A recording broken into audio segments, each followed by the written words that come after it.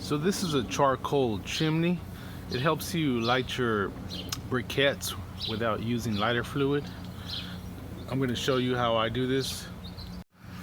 So I've got it bottom side up because the newspaper is going to go in this pocket right here.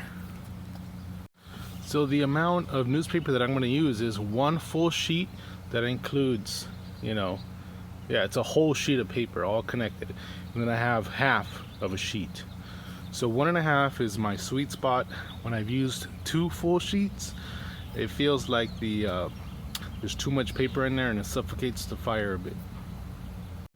So I'm going to ball it up and put it into this charcoal chimney. There you have it. It's ready to go. One other thing that I sometimes do is I also put some of these Weber cubes, lighter cubes on there. I put it inside of the foil and it helps the fire move a little bit faster. I'm going to do that right now.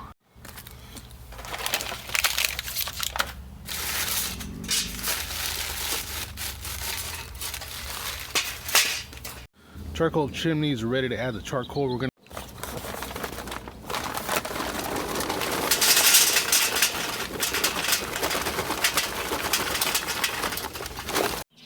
So this is ready to light up. I'm going to use one of these here.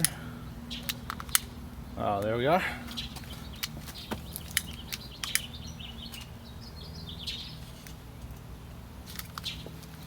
I'm going to light it in a couple different locations all around.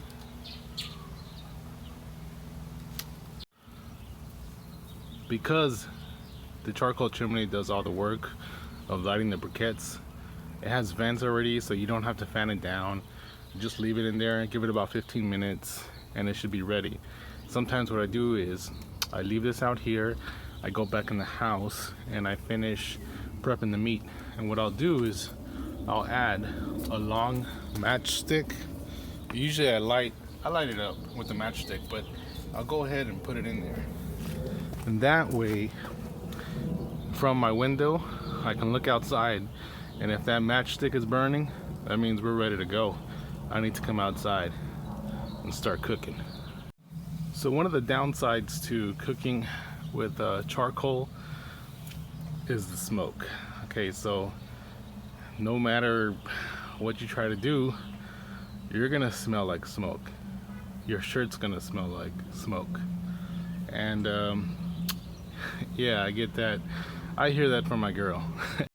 That initial smoke that you get when you start this up is it's a heavy smoke that comes from the newspaper burning up, and then the second layer of smoke it's a little bit more bluish in hue, and that's from the coals lighting up. And as the coals start to get a little ashy, you'll see less and less smoke.